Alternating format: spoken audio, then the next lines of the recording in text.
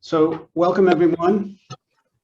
We'll probably have more arriving, but I'm going to extend my warmest welcome on behalf of our center to those who have arrived to the June 2022 Housing Hangout.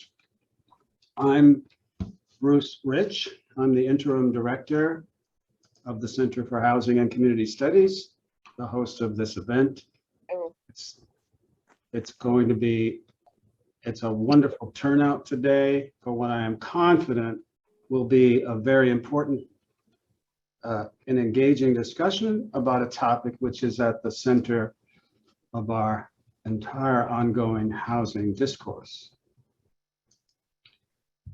Before we begin, a couple of center notes. First, we're very happy to announce, and Kamal was mentioning this a little earlier, that the 7th semester of our Tenant Leadership Academy will begin in mid-June.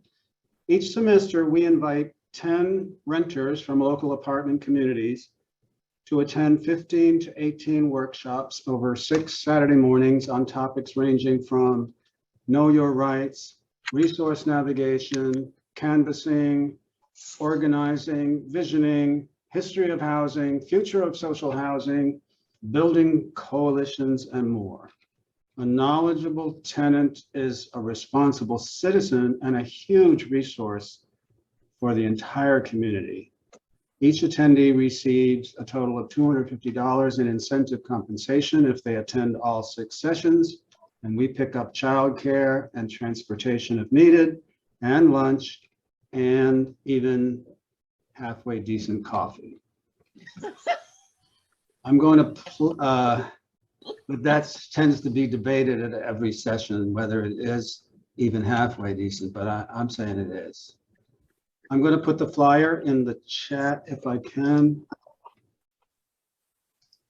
That's fine. So give me a sec. Lunch, childcare, transportation. I thought covering all the bases. Feed you, would take care of your kids, you bring it and take it home. Sounds like a good deal to me. Halfway decent coach. That's what I'm talking about.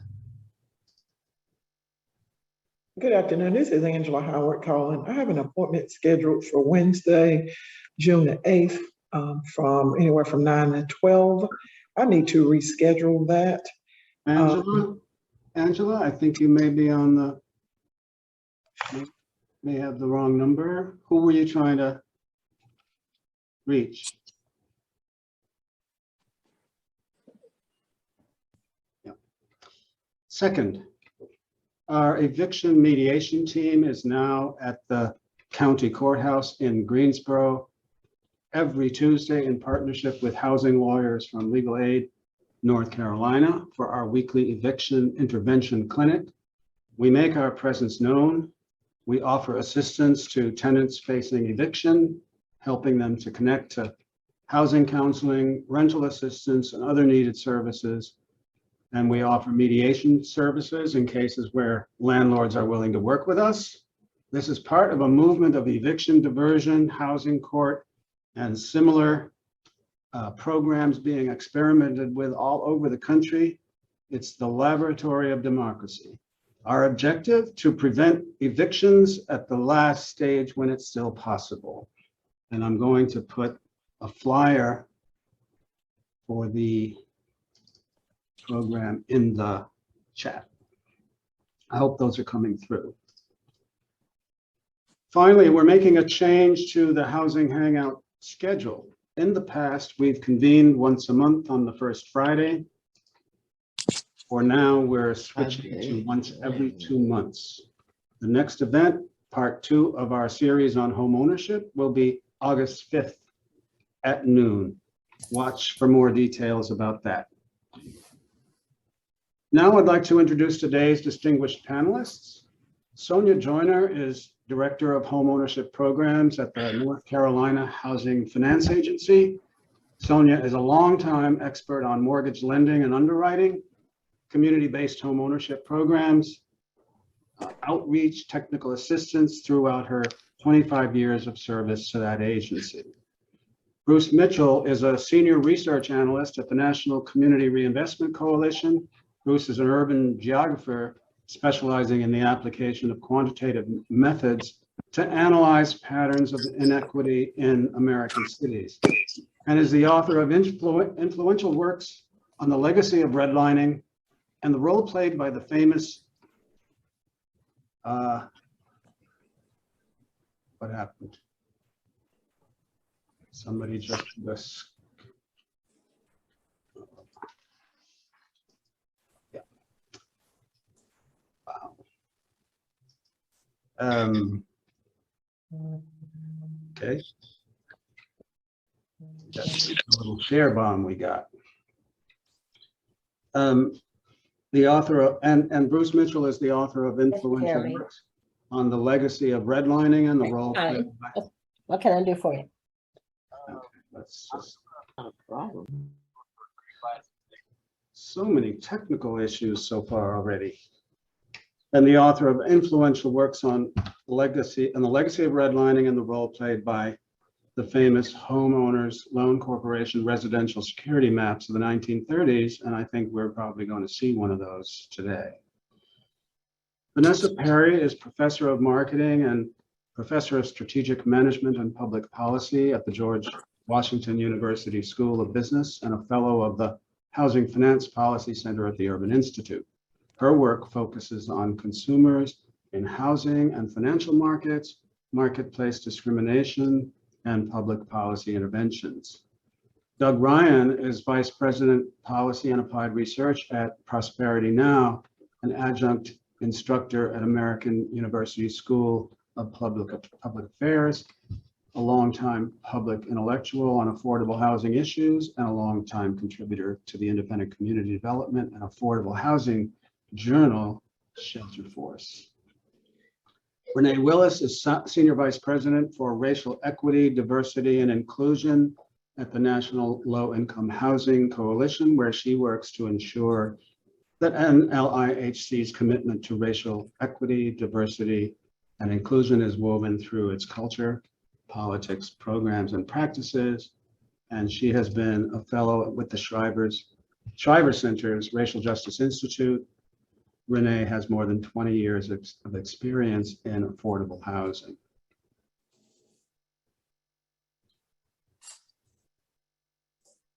One of our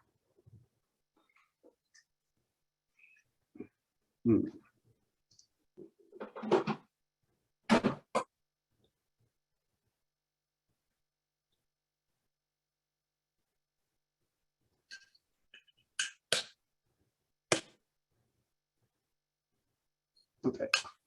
One of our panelists told me that it would take a 3-day conference to cover all the topics I want to cover today in 2 hours. It's true, we'll never get to all of it, but the reason it is such a big subject is that the core issue, the gap in home ownership between Black and white families, is a big issue in itself, but also is situated at the center of a superstructure of policies, histories, market failures, economic injustices. And so up for grabs today are a host of topics: community reinvestment, fair housing, single family zoning, racism in the real estate business, a complex of mortgage finance markets and programs, the financialization of home ownership, Build Back Better, remember that, credit scores, student debt, hot housing markets featuring a vanishing supply of affordable homes to buy. But this doesn't mean we're not going to try. The format today, an introductory presentation of 5 to 7 minutes from each panelist, followed by a moderated discussion.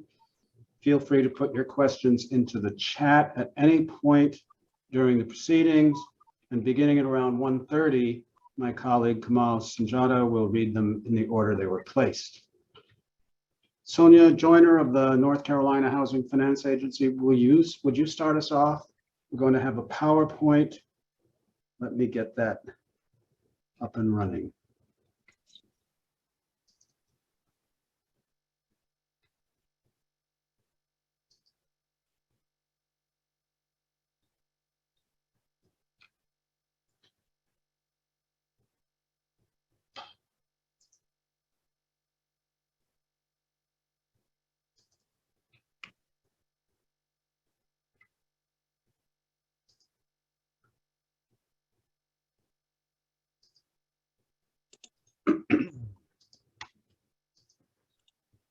Hopefully everybody can see the PowerPoint. Somebody. The North Carolina Housing Finance Agency is a self-supporting public agency that addresses a wide range of housing needs by leveraging funds, operating efficiently, and emphasizing public-private partnerships. Created by the General Assembly in 1973, the agency's sole purpose is to create housing opportunities for North Carolinians whose needs are not met by the market. The impact of the agency's work has been profound. It has financed more than 293,000 homes and apartments totaling $25 billion. This work has improved communities in all 100 counties and has touched the lives of hundreds of thousands of North Carolinians. Most of the agency's resources are authorized by Congress. We sell tax government-backed securities and mortgage revenue bonds to finance low-interest mortgages and down payment assistance for home buyers. We are also authorized to issue mortgage credit certificates to qualified first-time buyers and military veterans in the state of North Carolina. Working with a statewide network of lenders and thousands of real estate agents who have been trained in our programs, we have helped more than 121,000 citizens purchase homes. We use housing credits and bonds to finance the development of virtually all of the new privately owned affordable apartments being built in the state. These resources also finance the rehabilitation of older existing stock. In the more than 30 years of the housing credit's existence, we have financed more than 103,000 apartment homes for seniors and working families. The agency partners with the NC Department of Health and Human Services on the targeting program, which requires that 10 to 20% of rental units financed with housing credits be set aside for people with disabilities. The agency uses the Federal Home Program and the State Housing Trust Fund to help local governments and nonprofit organizations build new subdivisions and rehabilitate substandard homes. The North Carolina Housing Trust Fund finances a range of activities, including emergency repairs and accessibility modifications for disabled and elderly homeowners, as well as military veterans. This keeps people in their homes and out of costly institutions, saving the state up to $19 of Medicaid costs for every trust fund dollar spent. In its 30-plus years, the trust fund has leveraged $448.2 million of supportive housing for North Carolinians with special housing needs, including those with mental illness and developmental disabilities, survivors of domestic violence, homeless people, and children in foster care or aging out. The agency leverages $4 in housing for every $1 invested.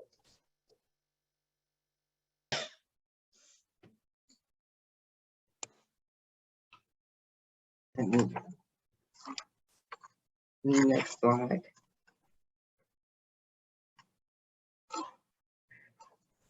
And we also have the State Home Foreclosure Prevention Project that we're working with. It helps to free the homeowners from facing foreclosure, and we have 130 housing counselors that actually work with that program. And year to date, we prevented over 18,220 foreclosures. Next slide, please. We also— It's a big year for the agency. We financed $1.8 billion in real estate activity. Our investments are increasing housing opportunities with 11,330 homes and apartments. Development of this housing will support 13,700 jobs, generate $40.4 million in tax revenue, and improve more than 500 communities statewide.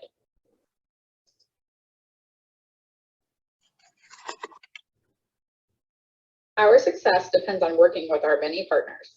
These include lenders, real estate agents, home builders, local governments, for-profit developers, and nonprofit housing organizations. For example, we are the largest provider of financing for Habitat for Humanity groups statewide, and our long-term partnership with Advanced Energy has made energy-efficient construction a staple of the state's affordable housing.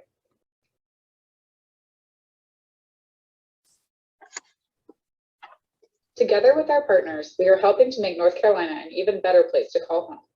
Our investments: good housing for North Carolinians, good business for North Carolina.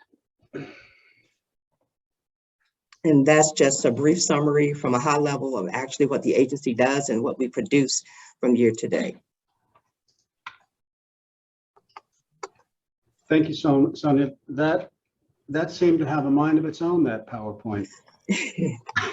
It does. It was set up for two different things. That's so awesome.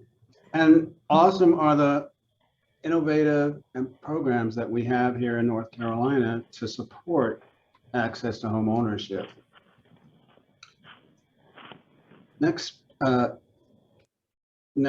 speaker, Bruce Mitchell, and I'm going to put a slide up.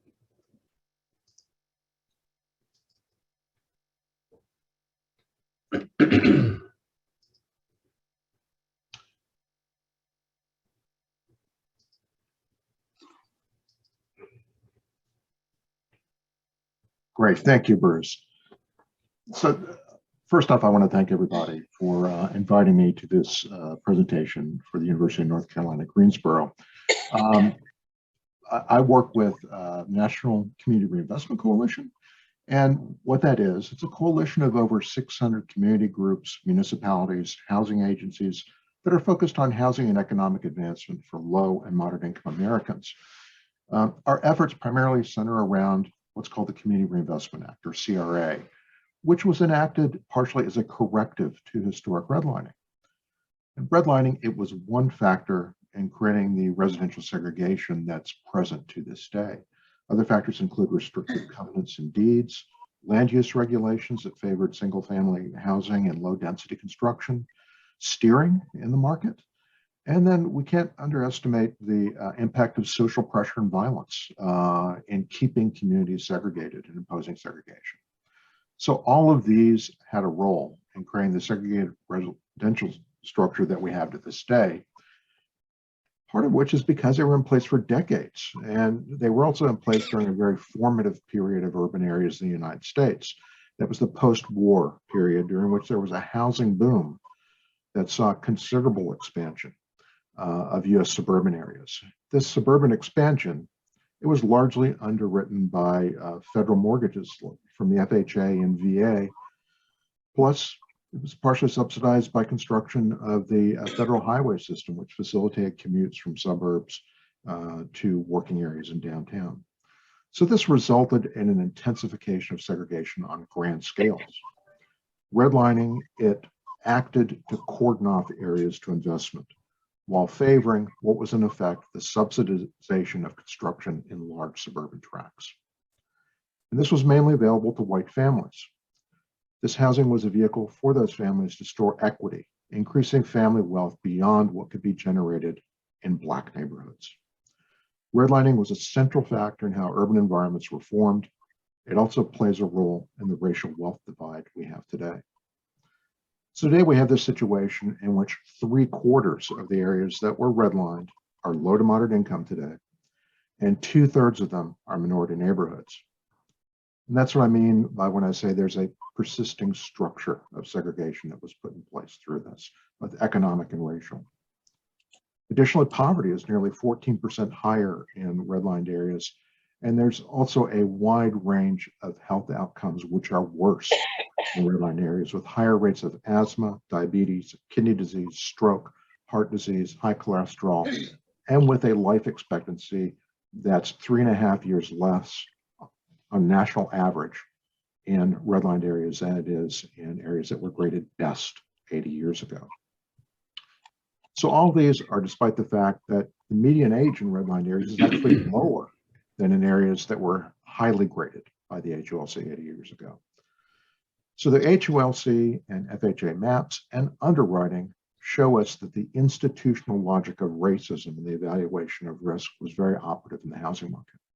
They were instrumental in residential segregation because housing stands for decades. It's persisting structure.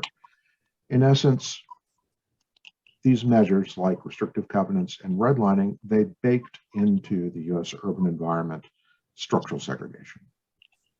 So today we live with this legacy of redlining and segregationist measures which impact financial and educational circumstances, but also the health of redlined areas. And we can see that in this map here of Greensboro. So this is the 1937 redlining map of Greensboro done by the HULC examiners. The boxes to the left, the green box indicates for that neighborhood today that the life expectancy is 14 years higher in that area evaluated best then is in the redlined area that's at the bottom of that. Additionally, poverty rates that are 10 times higher in the redlined community there, and a deep divide in terms of minority occupancy, 80% living in that redline neighborhood versus 4.2% minority in the best neighborhood. If we look to the right, we see the health conditions. And we find that these are averages for Greensboro. We find that on average life expectancy is 9 years more in the best graded areas. Rates of asthma are lower in the best rated areas. Diabetes, heart disease, hypertension, no teeth in population over 65 years, stroke, and then also mental health, evaluation of poor mental health, twice the figure it is for redlined areas within Greensboro. So redlining has had this persisting impact on economic, educational, and the health of communities, concentrating disadvantage across many dimensions of well-being. So I look forward to discussing this more today at a time when there's a regulatory overhaul of the Community Reinvestment Act that is in the works, and I look forward to discussing that. Thank you.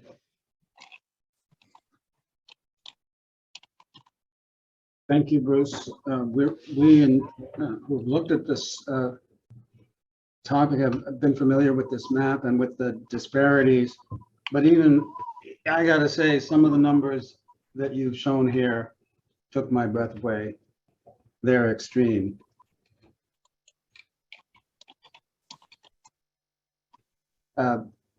Vanessa Perry, let me get a slide up for you as well. Another mind-blowing slide. Not to build it up, you know. Thank you. There we go.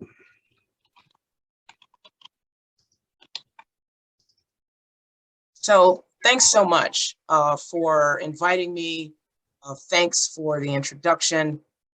And thanks, Bruce Mitchell, for sort of giving us a nice overview of redlining. So, because that's something I plan to touch on, but couldn't possibly do the justice that you've done to that topic and its effects.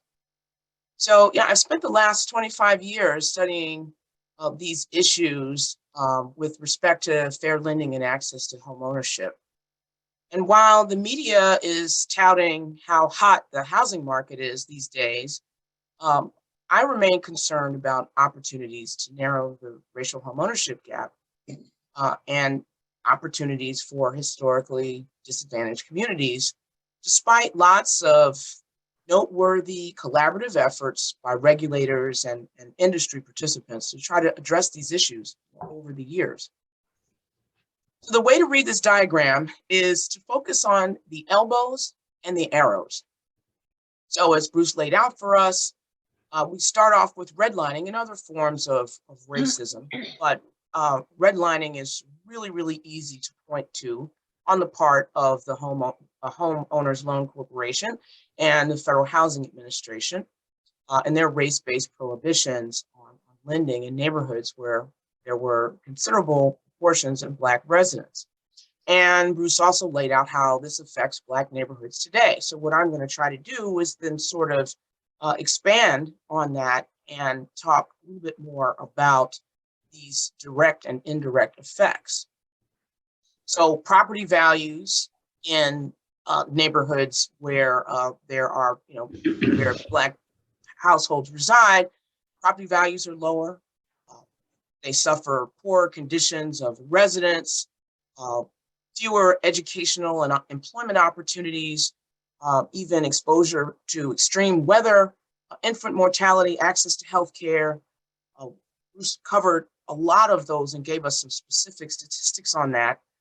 And we know that neighborhoods in the US remain largely segregated along racial lines. Black people are less likely to go to college, and when they do, they tend to carry higher levels of student loan debt. Why? Because their parents and grandparents were less likely to own homes, so there's less housing wealth to transfer to the next generation. At the same time, those who were homeowners actually have lower home values and lower house price appreciation, even controlling for the size of the home. There's plenty of empirical evidence to support this. It's also the case that Black homeowners that reside in predominantly Black neighborhoods also pay relatively higher property taxes than residents of other neighborhoods.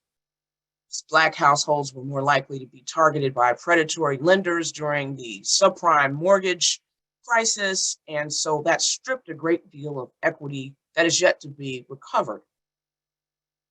So now when this comes down to today's mortgage market, because of higher credit risk profiles due to lower wealth, lower savings, challenges with credit history due to sort of unforeseen income shocks, higher debts, Black mortgage applicants are more likely to be rejected.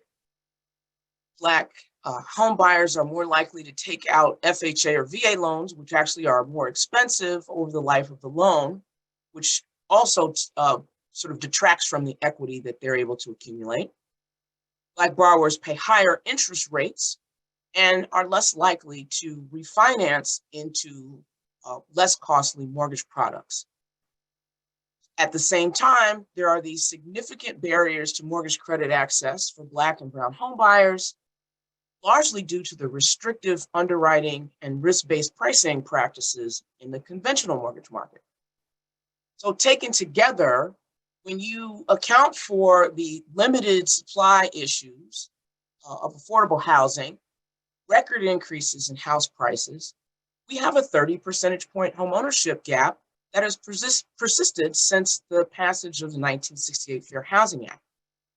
And this has been exacerbated by the neighborhood racial segregation and resulting differential access to resources, as well as bias in home and neighborhood valuation appraisals. And that has been the subject of a lot of recent controversies as well. Skyrocketing house prices place additional strain on the supply of affordable housing. So for example, at the start of the pandemic, the median sales price for a single family home in the US was about $329,000. By the end of 2021, it was $423,000. To afford that, a household that makes a 3% down payment needs about $120,000 a year in income, and less than $500 in monthly debts, and would still pay around $3,100 a month. In contrast, in 2020, before the pandemic, when interest rates were much lower, a household earning about $90,000 could afford the median price home. So going forward, we need to continue to push for ways to specifically address these challenges. Hope to talk about some of them today. One I'm particularly hopeful about is the prospect to develop scalable, targeted, individual, and place-based special purpose credit programs. That's something that policymakers are kicking around now, something that was provided for in the Fair Housing Act and allows lenders to target people in neighborhoods on the basis of race to try to account for past discrimination. So I'll stop there.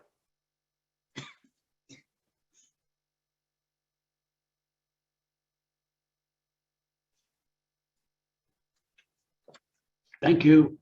And yeah, you really touched on a lot of the issues that I've already sort of flagged are the superstructure of issues and dysfunctions in which we're setting this conversation today. It's a little bit intimidating.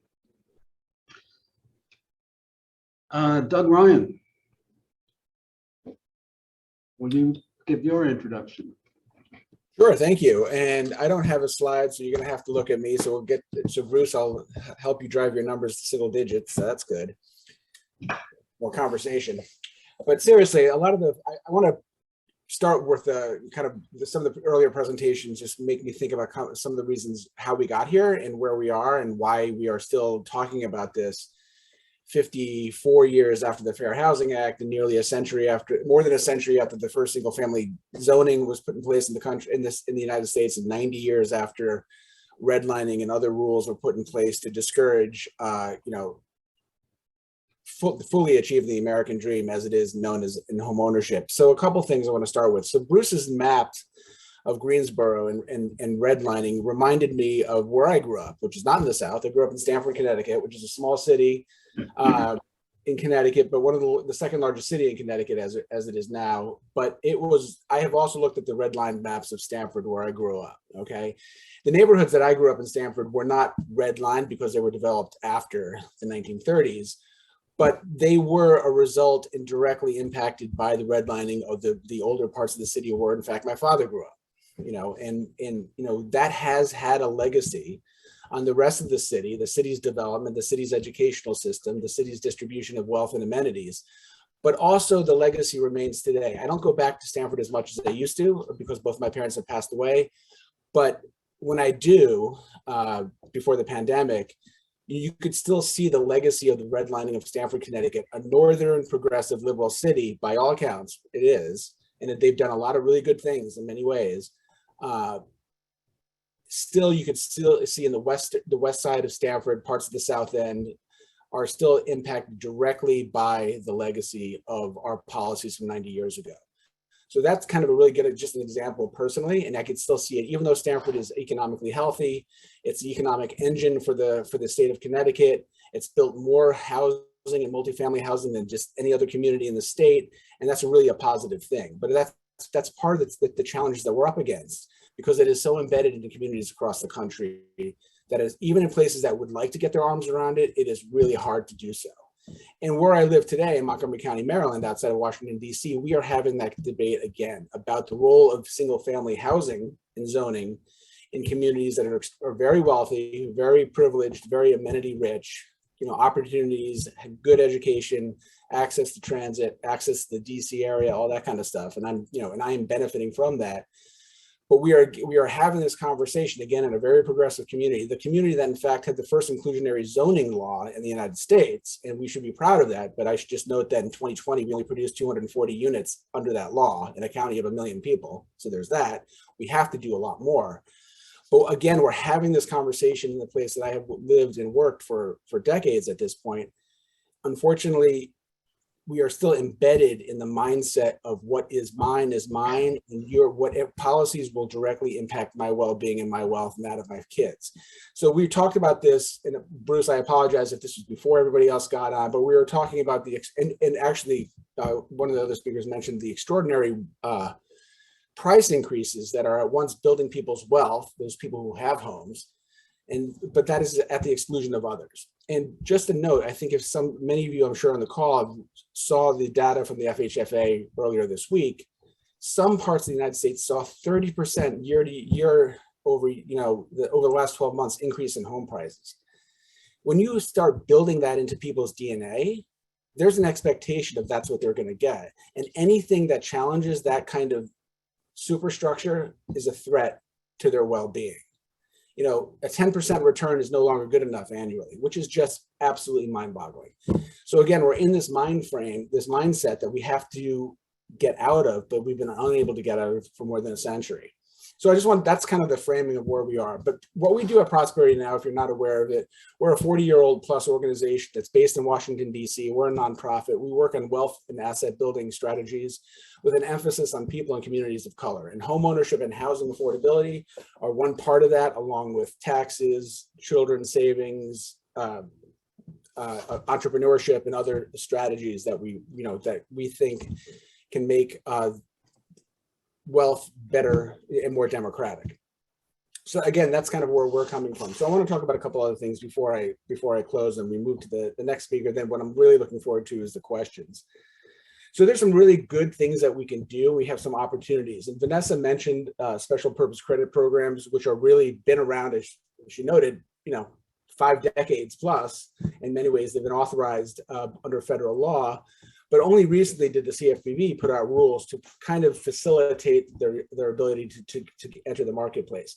So I think that's one opportunity among others that we really need, as advocates and practitioners, need to take advantage of, because that can be a targeted homeownership tool to help move the ball. Again, it's a small piece of it because we have to do so much more. Bruce mentioned the CRA is being revisited, and I just will credit NCRC's extraordinary work on the CRA and just really explaining it to larger audiences. So if you haven't had a chance to take a look at their initial analysis of the new CRA, I would definitely encourage folks to do that. But as we all take a look at what the Biden administration put out, or the banking regulators put out, there's a real opportunity to make some change. They made some really good things in there, but there's some things that need to be improved. But I think we're seeing some progress there. So that's another piece of it. Couple that with with other stuff. We talked about some other opportunities. I want to put something that's a little bit under the radar, but is really important. Also earlier this week, maybe last week, I apologize, Sandra Thompson was confirmed at the Federal Housing Finance Agency. So they now again have a permanent director. She was acting director, but as acting director regulating Fannie and Freddie and the federal home loan banks, she was somewhat constrained. That's just how the world works. But now that Director Thompson is fully confirmed, backed by the Senate, there is an opportunity to do a lot with Fannie and Freddie in particular. Earlier this year, the regulator rejected their duty to serve plans, which are plans to serve underserved housing markets in this country, including housing preservation, which includes some parts of home ownership, as well as rural housing and manufactured housing. All pieces that are really important, for example, to the North Carolina housing market. So now there's an opportunity for the regulators to do more with that and have Fannie and Freddie do a lot more than they used to do. They also just released a rule on their capital requirements, which is also really important. Basically means how much money do they have to retain when they're doing their work. And that's really important as well. And people need to weigh in on that. And then finally, earlier Director Thompson and HUD put together a framework on racial equity in the homeownership space and the housing space. And again, with her firmly confirmed, as well as with a confirmed federal housing commissioner, and Julia Gordon, who's also a strong advocate in this space, there's an opportunity to do a lot that probably weren't able to do just a couple of years ago. So those are kind of the big picture things. And I also just want to finally close with what is really, unfortunately, I think going to be the reality in our political environment. We started with the presentation from Sonia from the North Carolina HFA. And I honestly do think HFAs in this country are probably going to have to do a lot more than they have been doing. I don't see the federal government kicking in, for example, advancing some of the proponents of the Build Back Better Act. For example, the one thing that we've been advocating for, along with NCST, who I see is on the call, with the Neighborhood Homes Investment Act, which really I think could be a game changer. But that's part of the Build Back Better program. I don't think that's going to be, even though it's bipartisan. So in that wake, state HFAs are really going to have to step up. North Carolina's HFA is a very good one. There are some other excellent ones in Massachusetts and Oregon and Minnesota and New Hampshire, but there are some really mediocre ones as well. And people need to put pressure on those organizations to do a lot better. I mean, there are some HFAs in this country that are simply just rubber stamps for allocation plans for the LIHTC. They could do a lot more. And I hope we get to talk about all these things, and there's a lot more to talk about, to be sure. I'd love to jump into the Wall Street and the private equity piece of this, other things that we can do on the regulatory side, and more stuff about single family zoning. But again, thank you for listening and joining us, and I look forward to the conversation. Thank you, Doug. And as an acting director, I can testify. Next speaker, Renee Willis. Hi, everyone. Thank you so much. It's a pleasure to be with you today. My name is Renee Willis, as Bruce just mentioned, and I'm with the National Low Income Housing Coalition. We are a national organization based in DC, and we're dedicated to achieving racially and socially equitable public policy. that ensures people with the lowest incomes have quality homes that are accessible and affordable in communities of their choice. And so we do that in multiple ways, through education, educating lawmakers and the public about the need for affordable housing. Also mobilizing. So we mobilize our members and supporters across the country to advocate for good housing policy, as well as shaping public opinion. And it's really helping the public to understand the importance of low-income housing issues. And it really is a pleasure to be with you today to talk about, home ownership and the need for home ownership opportunities for BIPOC communities.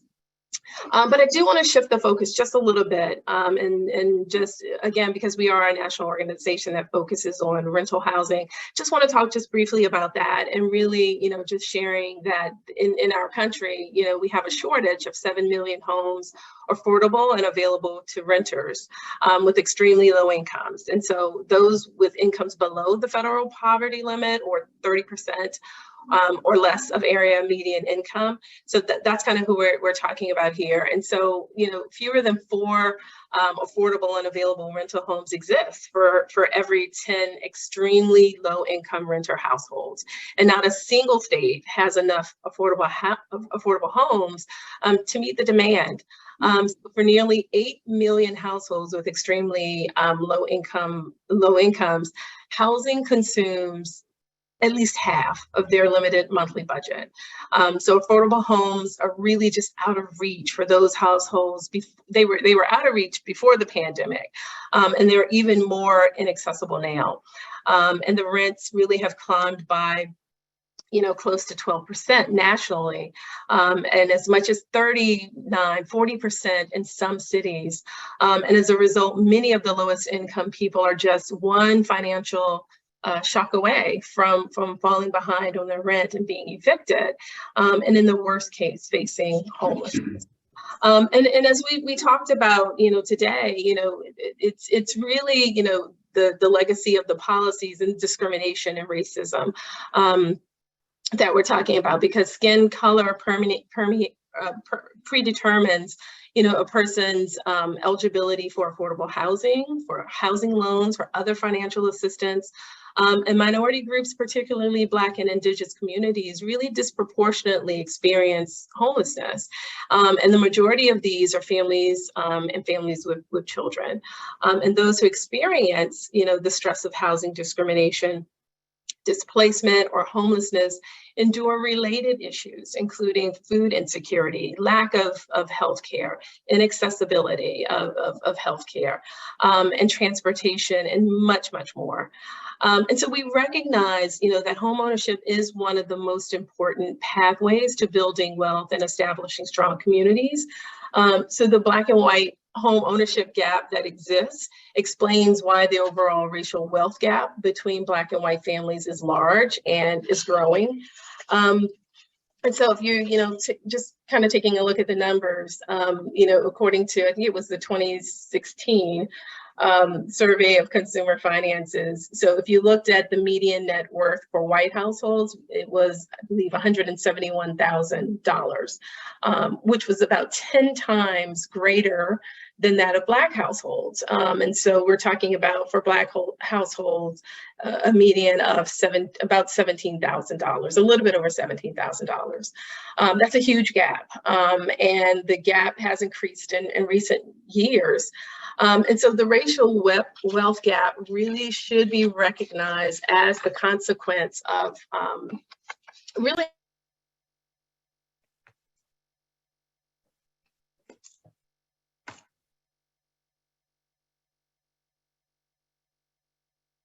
Renee, you're muted. interesting. I don't know how that happened, but thank you for flagging that. Might be my fault, but I don't either.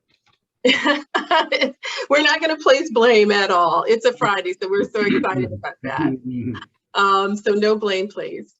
But, these are, the legacies. The racial wealth gap really should be recognized as a consequence of, discrimination in our policies, racist past, because nearly 250 years of slavery, were followed by a century of Jim Crow segregation and economic exploitation, reinforced by state-sanctioned violence. I know we talked a little bit about that earlier, violence as well. I think Bruce may have mentioned that in his presentation.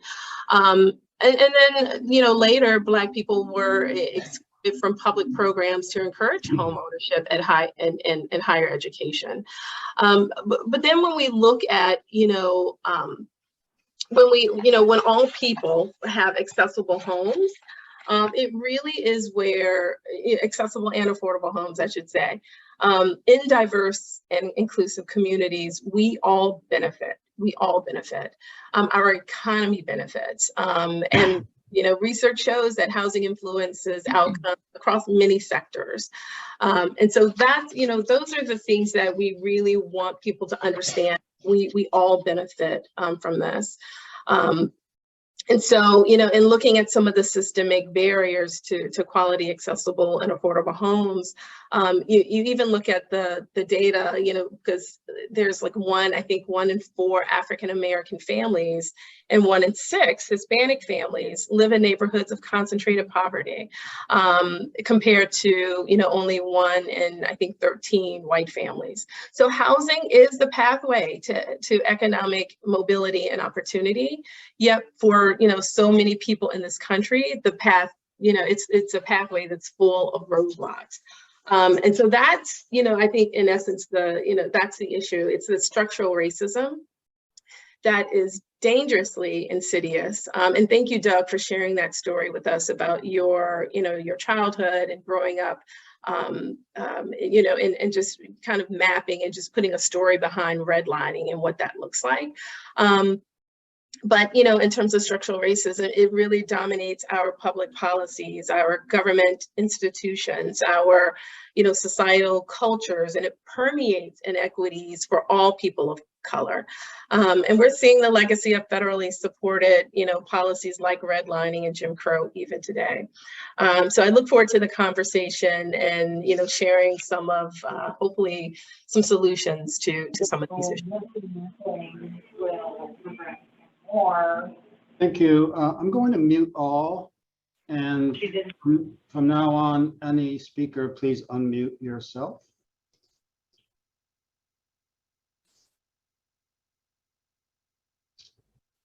Can you hear me? Yes. Thank you all. That really sets the stage in a great way, and I think some of the questions that I have in mind are going to flesh out and develop some of the points that have been staked out already. I'm gonna plan on about 45 minutes for a moderated discussion. I have probably, I don't know, 7 or 8 questions, maybe more. So we'll try to not get too, well, let's see how it goes. I'd like to linger on questions, but not too long. I guess that's a fair way of putting it. So the first question is to Bruce Mitchell. You spoke of the Community Reinvestment Act. You spoke of our East Greensboro neighborhoods that are the classic, in many ways, redlined neighborhoods suffering the legacy of those policies of almost 100 years ago. When we look at the, and as you point out, and when we look at those neighborhoods today, we see a lot of renters, we see homes in bad repairs, high percentage of vacancy, and we haven't seen big increases in home ownership in these neighborhoods. Are the lenders not responding to the Community Reinvestment Act? Are there deeper structural barriers to home ownership in neighborhoods like that? Will the proposed rule changes under the CRA help get some of those barriers down? What's your thoughts on current state of CRA policy and practice? Sure, thanks, Bruce. So the Community Reinvestment Act, it was went into law in 1977. And, it was really designed as a counteractive to the history of redlining. But the great paradox of the CRA is it doesn't mention race in it. It only includes low to moderate income communities as its target. And the CRA works through obligating banks to basically serve all communities within their area of operations, within their market areas. And it's through a rather arcane kind of system of assigning assessment areas to different banks, which roughly correspond with the counties in which banks have their branches. So this is an old law. It has not been really effectively reformed in the past 20 years. And what's happened in the past, 40 years since it was put in place? Well, we've had really substantial changes in the way the banking industry operates. You've seen Glass-Steagall go away, other banking laws go away, where banks are less confined to geographies for their branch footprints and have larger market areas that aren't necessarily explained by where their branches are. So banks have changed substantially. Larger banks have become larger, smaller banks have been in a process of disappearing largely. So you have these really major impacts occurring within the banking industry that CRA has not kept abreast of or been modified to account for.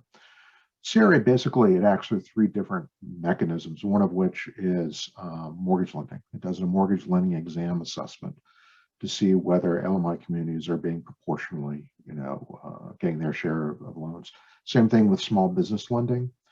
Also community development lending and how those impact communities. So banks are obligated basically to meet these criteria of effectively serving the communities in which they operate. However, we find that these aren't comprehensive enough. And we're hoping at this point that the federal government and the three regulatory agencies, the OCC, the FDIC, and the Federal Reserve, we're hoping that they working in tandem with each other will be able to effectively reform and modernize CRA at this point to account for these changes that's occurred in the banking industry, and also that they'll be able to reiterate the obligation of banks to serve underserved communities, which we think should be interpreted to include racial minorities and ethnic minorities, so that there should be additional credit to banks who have financial access, improved lending for areas of communities of color.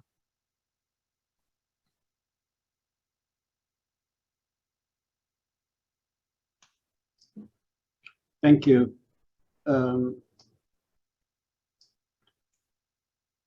as to any of these questions, if anybody else would like to jump in with a comment, please feel free, any of our panelists.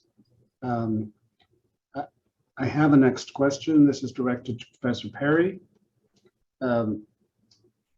We've heard a lot recently, including in your research, about low home values and low rates of appreciation of Black-owned homes compared to white-owned home values, even controlling for socioeconomic status, and I think in some cases even location. So we hear about these so-called appraisal biases. What accounts for this? Is there a baked-in racism in the real estate business?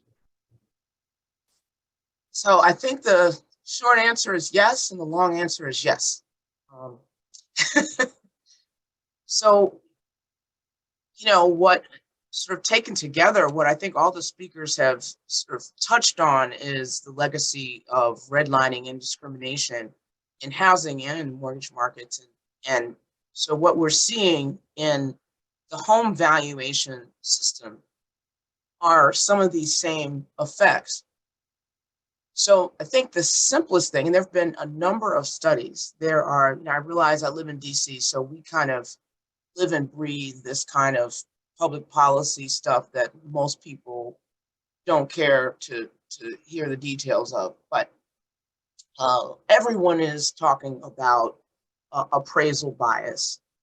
And there have been a number of studies, and I haven't seen one that does not find some evidence of bias. They try to explain them in various ways, but I've not seen one study that does not show that both Black households and Black neighborhoods suffer from lower appraised values. And it almost doesn't matter the way you measure these problems. For example, a recent Freddie Mac study found that both Black and Hispanic owned homes and neighborhoods were more likely to receive appraisals that are lower than the contract price. What does that mean? It means that the mortgages are more likely to be rejected because the collateral doesn't support the loan. And either that or home buyer will have to go back to the seller and renegotiate. It is also complicated in the case of refinancing when that occurs. Fannie Mae did a study specifically on refinances and found that homes owned by white people were more likely to be appraised higher than a sort of a baseline automated valuation system would suggest. So basically, white-owned homes were more likely to be overvalued relative to Black or Hispanic-owned homes. What was interesting in the Fannie Mae study, they found that this overvaluation was most likely to occur when white buyers bought homes in minority neighborhoods. So, it says something about, even gentrification plays a role in these differential valuations. There have been a number of other studies, even the studies that were conducted by so-called naysayers. I'm thinking of a study that was a series of studies published by a gentleman, Ed Pinto, over at the American Enterprise Institute. In an attempt to deny the existence of systematic appraisal bias, actually found evidence of appraisal bias. So at this point, I don't think we need to study this anymore. It is absolutely the case. Now, why does it occur? Going back to that, it occurs because of the way that comparable properties are factored into home valuations. And so it almost doesn't matter whether the appraiser is a human being, and we know that humans have their own biases, or whether the appraisals occur by some automated system, some kind of artificial intelligence or algorithm, because the algorithms also take into account the values of comparable properties. And because the comparable properties for a Black buyer or a Black neighborhood are likely to be other properties that are owned by Black owners or are in Black neighborhoods, we just see this cycle of bias continuing. And so again, there's plenty of empirical evidence to support this. There's also been some media reports that, thank goodness for them, because as a result of some of these pretty stark, scathing examples that were in the popular media, that sparked these large-scale national studies of this phenomenon.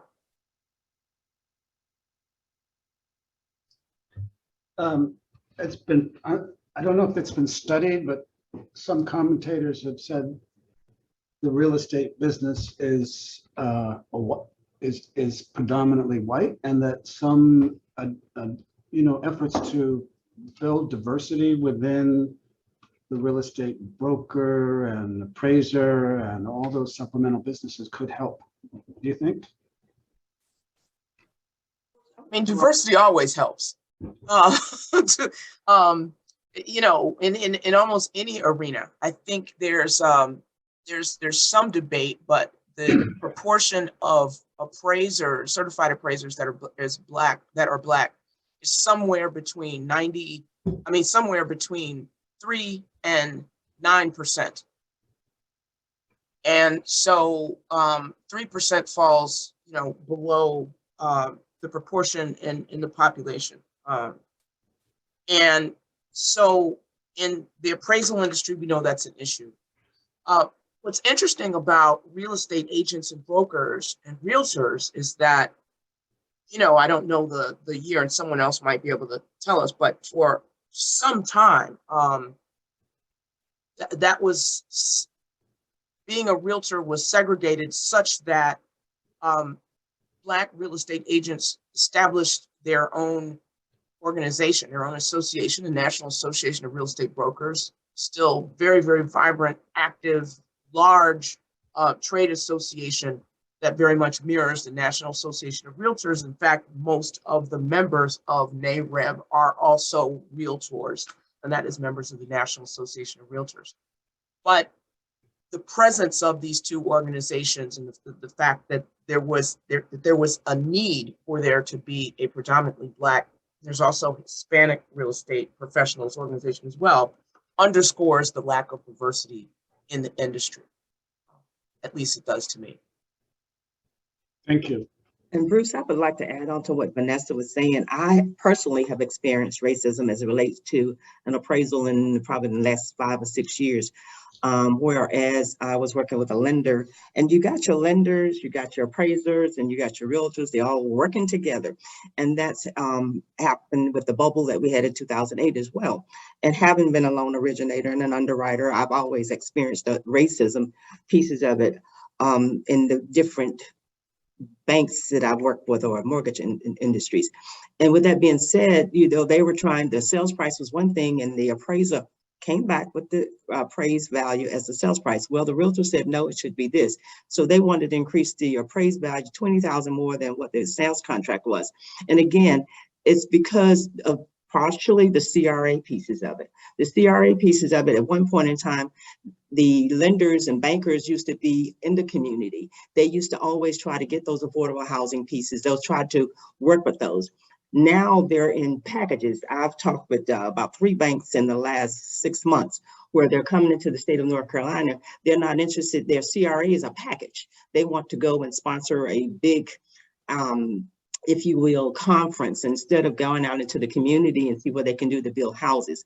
I'm also on the board of the North Carolina Realtors Housing Foundation, where I'm helping them develop. We're working with grants, where we're actually trying to go into the rural areas and actually build houses or rehab houses for low to moderate income people. And they're either going to give them away or sell them at cost and try to get sponsors for that.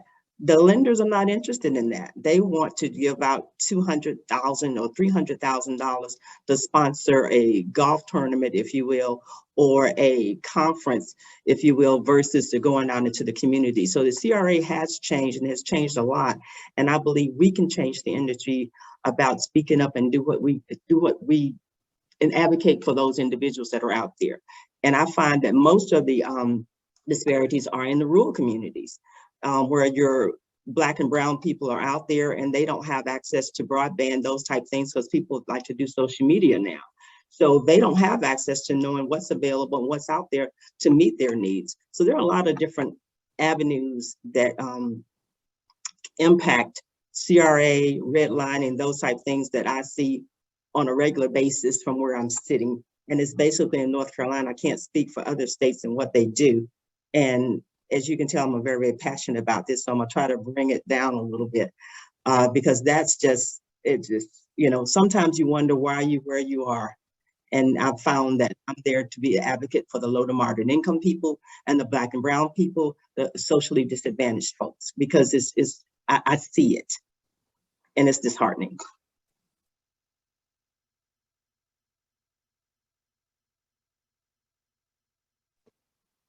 Doug, Ryan, let's get into the solution for a minute. We've seen municipalities and development authorities turning to a reparations model to address the continuing effects of discrimination in housing. Descendants of Manhattan's Lower East Side who were displaced by 1960s era urban renewal programs are getting priority claim on new affordable units there. Evans, Deb Harris, could you please mute? done. Evanston, Illinois is allocating millions for home repairs and down payment support for the descendants of Black families who suffered from 20th century redlining practices. Does this represent a promising approach to chronically disadvantaged Black neighborhoods like the ones we talked about here in Greensboro? Yeah, thank you for that question. So a couple of things. I think it's complicated. What's interesting about the Evanston example is that money, I believe, just began flowing this week after approval about a year ago. And so that's interesting to see how actually that takes root and what people do with it. I read an article earlier this week in preparation for this saying that, you know, some families they're using either for home repairs or down payment assistance or down payments. And I think that's going to be interesting to track what kind of impact that has on the communities where the money is being invested in. So that's that's interesting. A couple of things about that. I agree with some of I believe there was one county council member in Evanston that voted against it. She noted that she was supportive of the program, but she saw it as a housing program in response to housing bias rather than reparations related, as we generally accept the term reparations. And I do agree with that. I also think reparations are a broader issue outside the housing discussion, you know, perhaps not for this afternoon, but I do think that kind of targeted approach, and we talked about a little bit earlier in the kind of the opening, a couple of us about, you know, special purpose credit programs that are authorized under federal law. So I want to put that on, you know, in the parking lot, along with the Evanston program, along with what you mentioned from the Lower East Side of New York. Also talk about the elimination, if you would, of single family zoning in, for example, Minneapolis and in Oregon and elsewhere. And think about those holistically, because I think all of those pieces have to be done in unison. Not one. If you have, you know, in Evanston, if you have a $25,000 payment as reparations that you can use for a down payment, if there's no affordable housing stock or no housing stock that's going to get appraised properly to get a loan, or you don't have the credit or the plain vanilla underwriting, which is where we are. Underwriting has never returned to post Great Recession, levels. And we can talk about that too. It's not going to work for you. You need to do lots of different things in order to get across the finish line. So with innovative lending programs coupled with really robust targeted housing assistance, down payment assistance, good underwriting and innovative underwriting that doesn't just look at somebody's credit score, but looks at the whole person or the whole household, from their ability to make the rent payments to their employment history to other members of the household, whatever it may be, to new development of units. For example, in the research has found, preliminary research has found in Minneapolis, the single family zoning elimination hasn't done much. What has helped is the permission to do ADUs, accessory development units, and more importantly, the elimination of some parking requirements for housing developments, which is just an absurd barrier to housing development in this country in many markets. Not in every market, but in every place that I've ever lived, parking is an impediment to housing development. So Minneapolis did all those things, and that has actually seemed to have moved the needle. Obviously, it's too early to tell, but that's a big step in the right direction, because we have to build more housing stock in order to make these housing programs that are on the demand side effective. So I think we have to approach this holistically, but I do think we are in a place where a lot of cities, hopefully state housing finance agencies, local housing finance agencies, CDFIs, MDIs, minority depository institutions, and others can do some innovative lending, partnered with banks that are covered by the CRA, who hopefully the regulators will encourage them to partner with those, with those kinds of organizations that are mission driven to do some innovative stuff. I think it's really complicated, but there's a couple pieces of every puzzle that has to be in place in order for us to see the entire picture. So I am optimistic that there are some things we can do. I will throw some water on all of this though too. I am very concerned about how the federal courts will view some of this stuff. I think that is an unknown, although I think I have unfortunately a feeling of how known it might be. But I do think that is something we have to keep in the back of our minds, and we have to be careful about designing programs to withstand the scrutiny of the federal courts, which have been extraordinarily skeptical of these kinds of initiatives.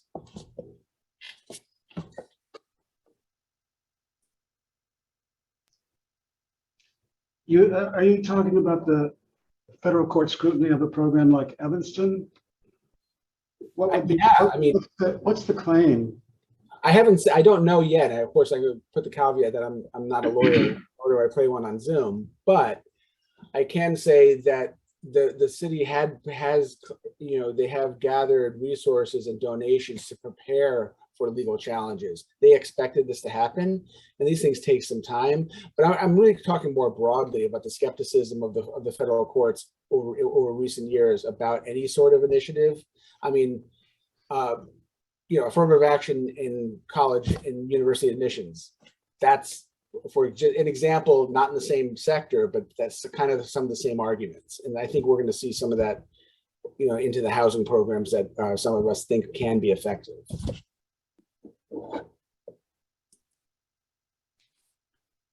Renee Willis, President Biden's Build Back Better plan, and we had one of these housing hangouts that dug deep into the legislative process and the contents of that plan, those plans. At one point, they promised to build and rehabilitate more than 500,000 homes for low and middle income home buyers, and provided $10 billion in first-time home buyer down payment assistance. Took aim at exclusionary zoning codes, which I note the administration is doing again this past couple of weeks. All a recipe for improving Black home ownership in this country, arguably, and the National Low-Income Housing Coalition was a leader in support of that bill. Unfortunately, it never even came to a vote. Did the federal government miss a once-in-a-generation chance to make a real difference in Black home ownership? Yes, exclamation point. Absolutely. And you're right, just this week, I think it was June the 1st, where the White House released a comprehensive plan, and it was called the Housing Supply Action Plan. And it was really, like you said, to combat one of the major causes of inflation, which is the rising cost of rent and the severe shortage of affordable homes, available to to our country's lowest income households. And so the plan includes a series of measures, and it's really designed to increase the supply of housing over the next, I believe, 5 years. And it includes things such as using federal transportation funds to incentivize jurisdictions to reduce restrictive local zoning laws. It also includes supporting manufactured housing, things such as what Doug talked about earlier, ADUs, which are accessory dwelling units, and then small scale developments as well. And I believe the third piece of it really is to help streamline the federal financing and funding sources to help lower the cost and speed up development. So we're excited about the new plan, but we know that the administration can't solve the housing crisis on its own. So we are actively urging Congress to act with, like a similar urgency to quickly enact, Build Back Better, transformative, and badly needed housing investments.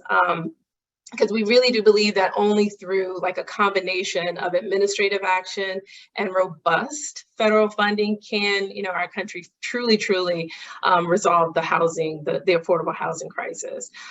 So we're calling on Congress, to enact a budget reconciliation bill that targets housing investments included in the Build Back Better Act passed last year by the U.S. House of Reps, but also, what was included was the we're asking for the $25 billion to expand rental assistance to an estimated of 300,000 households. We're calling on protecting, these households from harmful impacts of inflation and preventing housing instability and homelessness. Also calling on for them to put $65 billion towards preserving public housing for its 2.5 million residents and future generations, and also $15 billion for the National Housing Trust Fund to build and preserve more than 150,000 affordable housing units, making it, housing units that are available and accessible to people with the lowest incomes. So we really truly need, these increased investments in affordable housing, especially for those who are experiencing homelessness and those with the lowest incomes. So I will also I'll put in this very shameless plug to plug that your audience and the viewers here, because these are critical investments, and really would certainly urge the audience to weigh in with congressional leaders and the White House to ensure that any final reconciliation package includes these historic targeted investments to make affordable housing available to people with the greatest needs. And I think with respect, just thinking about investing in Black home ownership, really, I think investing in the supply of affordable housing will help towards that, right? Because it will allow people to have, because right now with housing insecurity and the cost of housing, it makes it very difficult for people to try and save towards purchasing a home. So we're hopeful that by opening up a supply of affordable rental housing, people can start to, to save for home ownership as well. That's not the only solution, obviously, because it's a multi-prong approach. But that's just one of the things I think that will help to open up home ownership opportunities.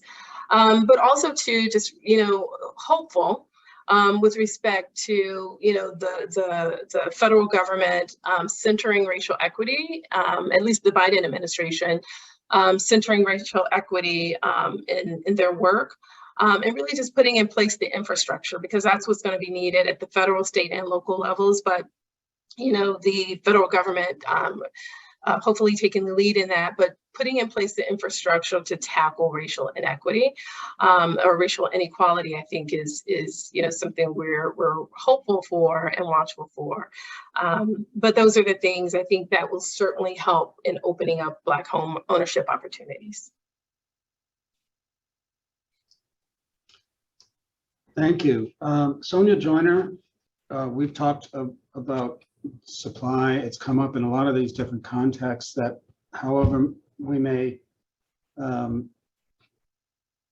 provide or be willing to provide assistance to low and moderate income home buyers, we're going to come up against a supply issue. There aren't enough affordable homes to buy.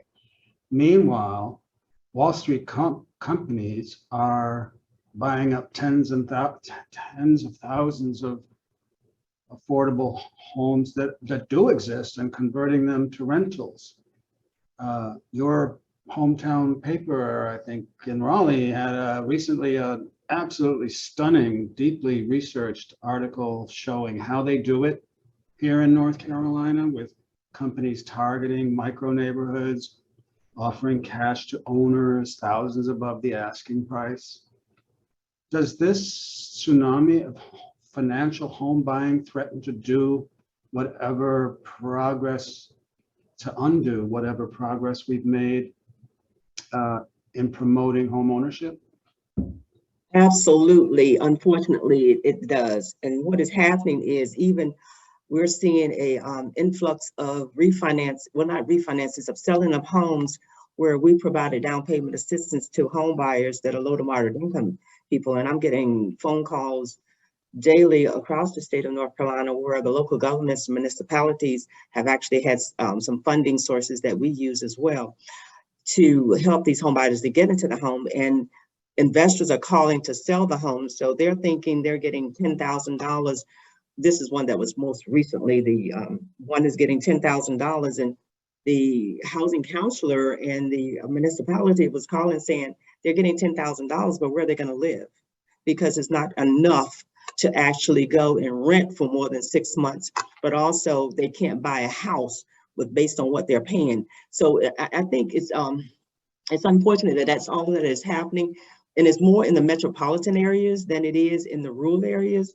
The rural areas, because they have more manufactured homes, that they don't have that interest, but it's all mostly in the metropolitan areas that they're doing this.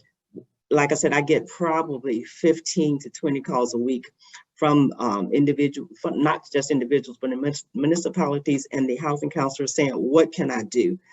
And what we're going to do going forward, instead of making our down payment assistance a recapture, we're going to actually make it a more resale, because with the resale pieces of it, then we can, you have to sell it to another affordable housing unit. I think that's a mistake that we made in the past, not seeing the future. So that's something that we're actually talking about with my team as we speak, is to do that.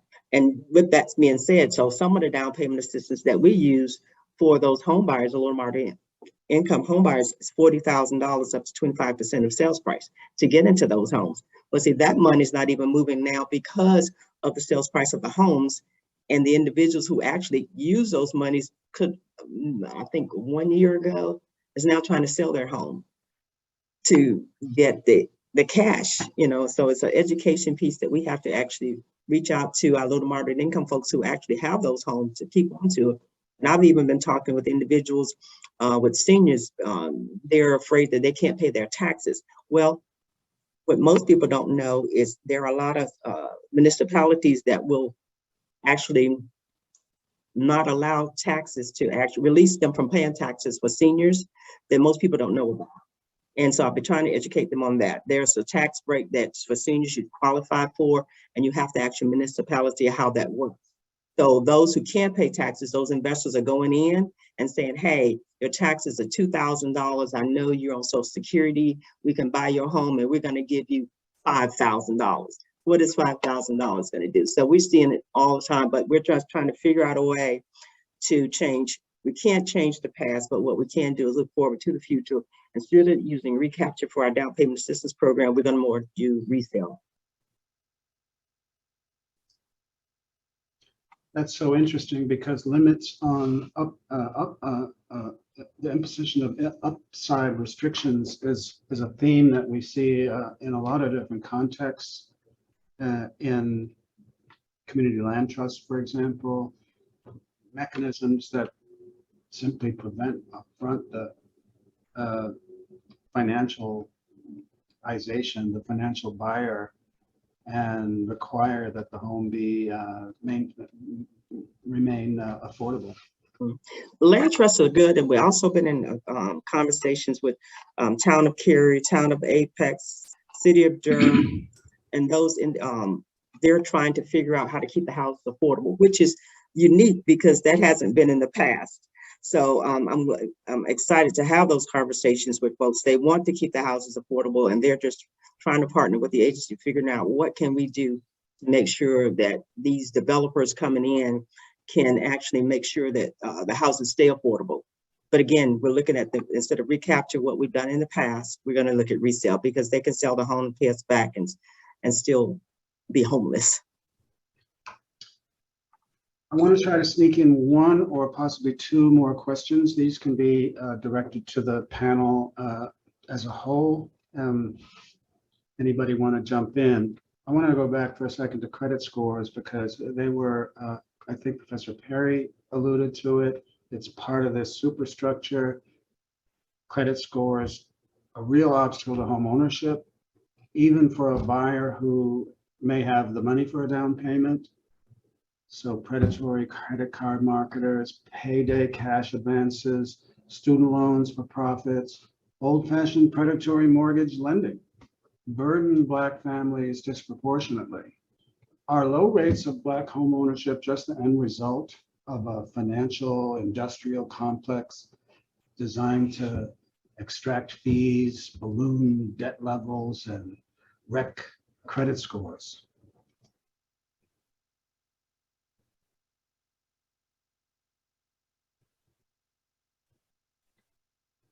That's a loaded question, big time. I apologize. No, don't apologize. So I've done some work on sort of the ethics of credit, and in my opinion, the problem with the way that we track credit history and compute credit scores is that by and large, they penalize people for circumstances that are outside of their control. In particular, people who have suffered this advantage that has accumulated over time. The reason why many people don't pay their bills on time is not because they're bad people. It's because they have encountered unforeseen circumstances that have had some kind of negative income shock.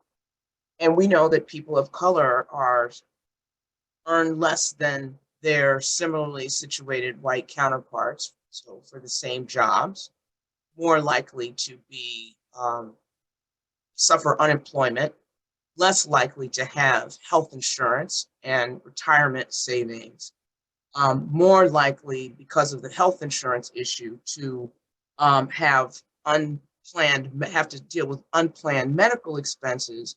And so a lot of these things are more subject to economic difficulties resulting from the pandemic. We haven't had a chance to talk about that, but that's a huge one. And so all of these things actually play into whether or not people are able to pay their obligations in a timely manner. And so it's kind of hard to not ask about the fairness of that, when again, some of these things people inherited from birth, some of these circumstances were inherited from birth, and they're circumstances that can't be fixed in the span of a single generation or maybe even two. But these credit ratings were designed to be able to differentiate between deadbeats, and there's something about a sort of voluntary nature of being a deadbeat, and people who were sort of responsible. And even if you go back to read, I've been reading this 1938 FHA guidelines because I'm a nerd and I don't have anything else better to do with my time, but it's interesting to read the language there because they're very explicit about using payment as a measure of a person's character, which implies that if I lose my job because of the pandemic, I'm a bad person, and I'm a bad person, and so I don't deserve to become a homeowner. And there's something about that logic, if you will, that is responsible for the design and the implementation of the credit system that we have today. Yeah, can I just jump in and just add, thank you, Vanessa. That was, so true. And just, when you were speaking, it just made me think of it's, in a lot of ways, the credit scoring, yes, it does hinder Black home ownership.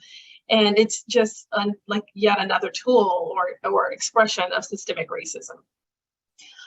Because, the Black families are more likely than white families, to have lower credit scores or thin or no credit files because of historic structural barriers, to accessing banking and credit products. And mortgage credit has become more difficult to obtain for Black households. So thank you, Vanessa, for, again, reminding us of these structures that are in place and these systems that are in place as well. Yeah, thanks. Thanks to the panel. I'd like to get some questions from the audience. Kamal, would you present from the chat some of the questions that have been building up in there? We'd love to hear from the audience. All right. So how do you want me to do this? Do you want me to do it one question at a time, or do you want me to just go? Yeah. One question at a time. Okay. We'll see how many we can get through. Yeah, because we have 9 questions, but I'll start with the first question. It's from Eunice Torres Browder. how to sign up? How do you sign up for the training for the NC Finance that was mentioned in the earlier PowerPoint? We have several types of trainings. We have lending trainings and we have some realtor trainings, and they're all based around the program itself or the product itself that we have. So the lending trainers are online. The realtor trainers are not online yet. Our training person we lost, so we're pinch hitting with pivoting. You know, pandemic has caused us to do a lot of different pivoting. So we're pivoting and using one of our managers is actually with the training. So the real estate is actually still having the training, and I can get you in contact with whomever is actually doing that training offline. And it's through the North Carolina Realtors Housing Foundation Association, whereas they become workforce housing specialists and they earn CE credits. So that's for the realtors. The lenders are all online. Okay, thank you very much for answering that question. So the second question, also from Eunice Torres Browder. Are there recommended mortgage lenders that help the minority communities, down payment assistance programs that can be trusted to do what is right? I could jump into this, and I'm sure everybody else has a response too. A couple of different things. I mean, certainly most state HFAs have good down payment assistance programs and very good first-time home buyer products. Not everyone, again, as I said earlier, not every HFA, but many do. So that's a starting point for almost everybody who's entering the market. And you know, the HFAs have access to all sorts of programs that can be good. Housing counseling agencies are also a starting point too, through either HUD that are certified by HUD or that are, say, part of the NeighborWorks America network. There's always good opportunities there too, and they are credible. Of course, there are still scams out there, so people have to be careful. And then I would also very much encourage people, if you're in the right market, to look at CDFIs, the CDFIs that are active in the mortgage space, which aren't a lot that have great volume, but in North Carolina, you are blessed with self-help. So there's that. So, you know, they are a very good starting point in North Carolina and other markets too. They're in California, they're in Illinois, a couple other places. They do really good work with a lender in New Mexico. But self-help is also a really good resource for North Carolinians who are looking either to advocate for a client or a family or for themselves. There's really lots of opportunities with them too. Thank you very much. I just want to mention that the city of Greensboro also has a very good home buyer, first-time home buyer down payment assistance program. Thank you, Doug. Thank you, Bruce. And all of those programs can be coupled with our down payment assistance program. So you're talking the cities, local municipalities, you're talking about the agencies down payment assistance, and we have two types. So it's a lot of down payment assistances out there if they can find a home that is affordable. Thank you, Sonia. We've had several alley-oops tossed and several alley-oops dunked. Is there a way to access similar data to the HOLC redlining maps for areas not included in the list of 500? Does the data exist somewhere and are not just visualized, or are there a lack of data? Josh Hearn. So I think I'll field that one.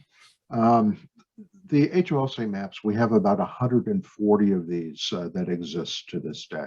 The FHA had its own maps, but they destroyed those in 1968 as a result of a lawsuit. The one existing FHA map we have is of Washington, D.C. And that's interesting because the racial component in their evaluation is extremely explicit. They actually had categories by race within their mapping system. So these maps, 140 maps that we currently have, cover most major cities in the United States. Because the HOLC, what they did was they basically evaluated all cities over 40,000 population when they did this city survey program. So you can access those through the University of Richmond site. The Not Even Passed project, we worked on developing that with University of Richmond and University of Wisconsin and University of Michigan to develop that data. And that goes into social vulnerability and health impacts. And you can look at a census tract by census tract basis and see what the redlining score was for those areas and what their current health is based on the 500 cities CDC data. And I posted that in the chat. Make sure you guys save the chats. You know, you might have some valuable information you could access later on. Okay, so the fourth question I have here. Are there classes or info sessions for realtors to be more informed with the resources for the underserved and minority communities from UNIS? Yes, we have those services available as well. And they're, again, through the Workforce North Carolina Realtors Housing Finance Foundation. We also have some of the agency that is not listed on our website because we're just actually starting doing classes with realtors. But if you could contact me offline, I could definitely get you some classes that we're actually scheduling. We don't have them out on the website yet, but we're scheduling realtors classes. Right. Thank you very kindly. Anybody else who had any contributions to this question? All right, I'll take that as a no. I am a case manager working with clients who are on Section 8 housing vouchers who hope to be homeowners someday. How can I advocate for more equitable housing at the policy level, says Cassandra? That's interesting. On the policy level, because the vouchers can be used for home ownership purchases, but most people are not aware of. I've had some disheartening conversations with folk who were rejected because they had housing vouchers, saying that investors would actually not use those, and that's not true. So on the policy level, it's just making sure that the Public Housing Authority is making sure that they're making their people aware that it's out there, is available. And each housing authority actually set up different types of vouchers for home ownership. So each housing authority may be a little bit different. I don't know, Renee, if you would know a little bit more about that, or if anybody else would, but I've worked with High Point and Greensboro. So those are the only two that I'm aware of that actually use their vouchers for home ownership. Yeah, so I don't know specific to your location, but certainly if you want to get in contact with me after this, I can certainly look into it to see. But I would say also, you know, yes, check with the public housing agency in your area, but also to, you know, just to continue to advocate, at least on the federal policy side, you know, make sure that you're contacting your member of Congress, letting them know the importance of, you know, these vouchers for home ownership. It's important. It helps with the racial equity and equities that we currently have, as we talked about already, and that it's important in, you know, trying to close the gap between the racial wealth gap as well. So I would certainly strongly encourage you to contact your member of Congress as well. But yes, please do reach out to me at the end of this, and we can work on looking at your local opportunities as well.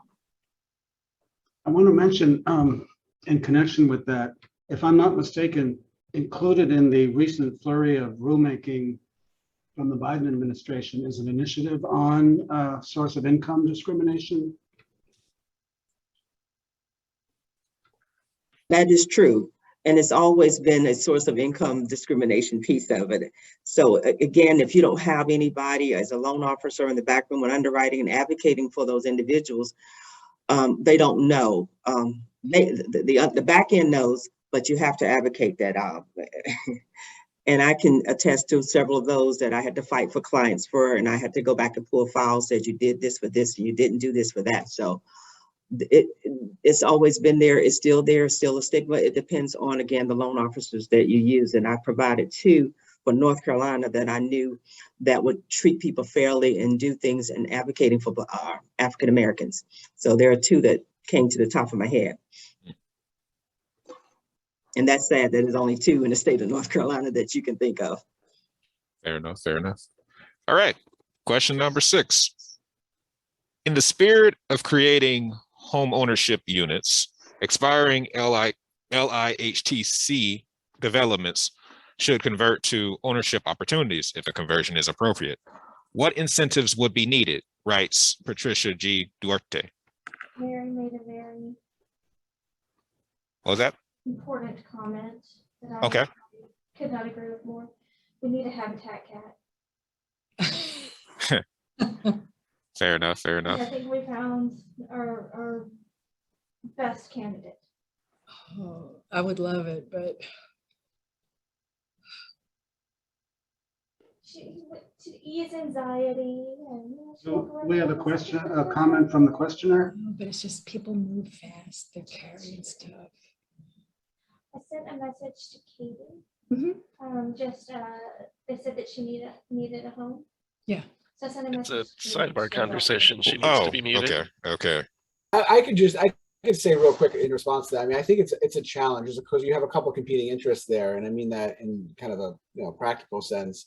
I mean, the need to preserve housing, to preserve LIHTC properties after their regulatory, the 15-year regulatory requirement ends is really imperative for the rental housing space. And there are a lot of really good organizations that lead on that, both nationally and locally. And so it's really important to make sure that the balance between the need for home ownership units and the need to preserve rental housing is at the front of the conversation. And not every unit is going to be a good source necessarily for conversion to home ownership, and it can be expensive. So that the incentives that have to be in place would have to be support for down payment assistance, support for home buyer education if necessary, or counseling, repairs and remediation if the units need to be updated or upgraded after 15 years. Units often have to have significant capital investment. So there's lots of challenges to it. And that's why typically these properties, when they expire, the 15-year retention period, they retain as rental through either a nonprofit or similar organization for preservation purposes. It's just really a challenge to do, I think. Certainly something that can be looked at on a case-by-case basis, and it has worked in some places, but it is a challenge.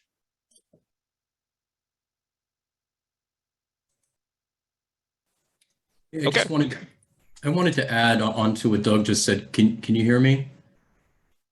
Hey, I'm David Hunter. I'm a policy director with National Community Stabilization Trust, and we're a home ownership focused nonprofit that's DC based. But I just wanted to say, with regard to expiring tax credit projects, there's also some really significant issues around right of first refusal for nonprofit sponsors of those projects that where the limited partnership interests are being sold to new investors who are leveraging courts to extract basically funds from those projects. What I'm trying to say is conversion to home ownership. I agree with what you're saying about it's important that there be a balance of affordable rental. We have to have adequate affordable rental as well as opportunities for home ownership. But there are outside of that issue, there are some real challenges to the stock of existing low-income housing tax credit projects as they expire. And also, just to add to that, David, localities are often invested in those properties too, and they have interest as well that can be triggered after the expiration period too. There's lots of factors. I don't think we can overstate how complex these equations can be.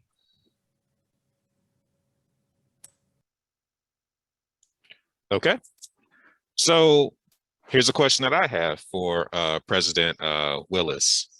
In your presentation, I believe you said that housing is the pathway to social economic mobility. Do you believe housing is the pathway, or do you believe home ownership is the pathway? I'm not presupposing an answer. I'm only asking for clarification.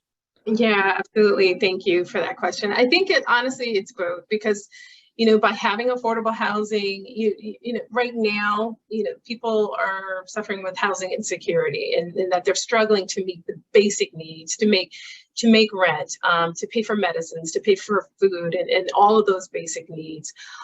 So I think it's important, to have housing or homes that people can afford, so that they can have opportunities to save for home ownership as well. So I think it's both. I think they go kind of hand in hand. Home ownership is extremely important as well. But you certainly do need to open up the supply of affordable housing, affordable homes, period. Thank you very much. So a question from Abria Hickman was, will this recording be available to all of us? So that's a Bruce question. Yes, and the Bruce answer was posted in the chat as well. It will be available to all, and it will be posted on our website later today. And I put the web address there as well.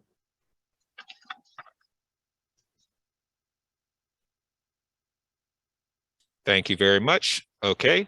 And the final question that I received in the chat, as of now at least, is it true that there are generally enough physical housing units to house people, but it is the prohibitive costs that prevent people from being able to rent or purchase?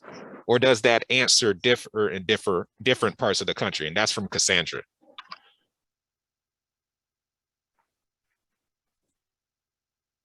I think everyone could probably jump in on this one. I can only answer for North Carolina. There are houses out there. Unfortunately, they're existing houses that can require lots of work that could be affordable. And that's something that we're actually working on as well, especially in the rural areas. And there are houses there. Some of them are dilapidated. Some of them are not quite dilapidated, but need a lot of major work to make it safe. So those houses are available. And those are not the ones that the investors are trying to swipe up. Those are the ones that are just hanging out there and could be used, and the local municipalities are willing to sell or give up. And then there are those who are living in those homes that could actually have those needs that need to be met. I would just like to add just briefly, I think it's a mistaken assumption that a lot of us who look at things on the national level often where we err is when we assume that homeownership patterns and sort of supply is the same everywhere. Because as you just pointed out, what's going on in parts of North Carolina, I would say across the board, homes and neighborhoods are not interchangeable. So there probably are enough housing units available, but they're not where people either want to live or can feasibly live. There are all kinds of constraints that people face, real constraints in where they're able to move. And I think a lot of policymakers in these discussions kind of forget about that, and assume that, because it's relatively more affordable to live in Des Moines, Iowa, that's where everybody wants to pick up and move. I mean, about 26% of Black population live in areas in the most expensive metropolitan areas in the U.S. Part of that has to do with sort of discrimination and the history of like population patterns, but it also has to do with jobs and other opportunities and where they are concentrated. And so I think it's an important question to think about the supply issues and think about sort of the demand issues as well as posing constraints that we really have to face up to. I also think it's important that we acknowledge that problems faced by Black and Brown households aren't exclusively income problems. The home ownership gap for upper middle class white versus upper middle class Black households is still 15 percentage points. And so it's not just an income issue, although house prices are so high at this point that even upper middle class people are struggling to be able to find something that is affordable, but it's not affordable in the sense that we tend to use the term. So anyway, I just wanted to throw those points out there.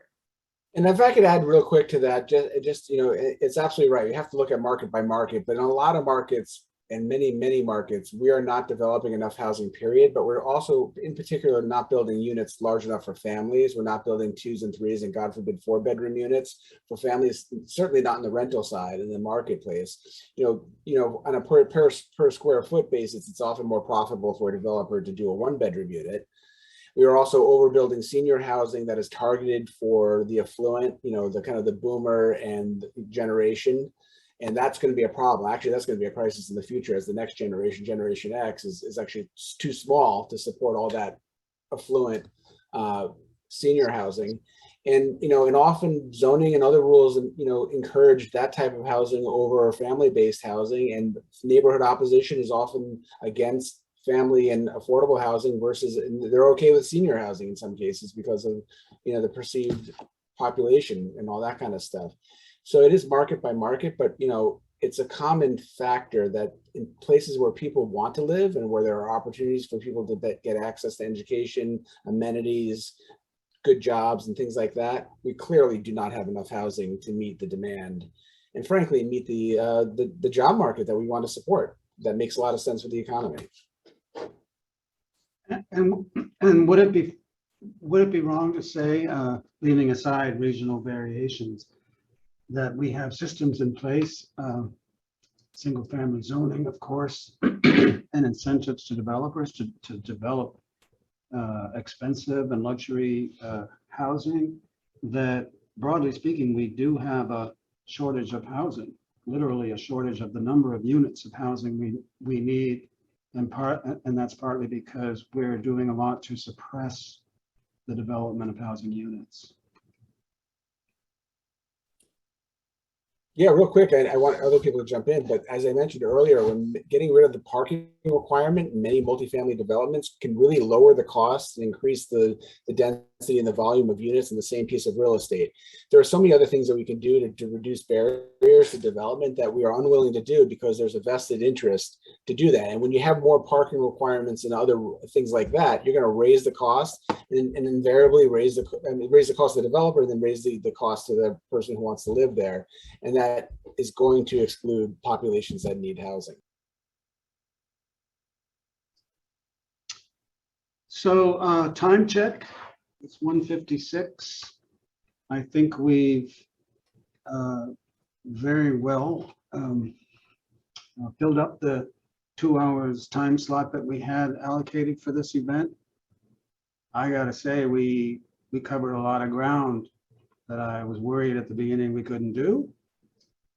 And we got a lot of very good information and analysis. I want to particularly thank our panelists for donating their time today on an issue of really great importance and interest to our Greensboro community of housing advocates, educators, stakeholders, and interested local residents. We appreciate you, our audience, so much, and we hope you'll continue to attend our housing hangouts into the future. Thanks to everybody. Unless there are any further final comments, check the website later, assuming I can get somebody to remind me how to post the video. And watch for announcements for future events. Thank you all so much. Thank you. So appreciate it. Thanks again for Thank the you. opportunity. Appreciate you guys.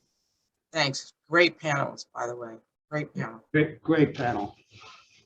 Thank you, and thanks for the great questions. Wonderful.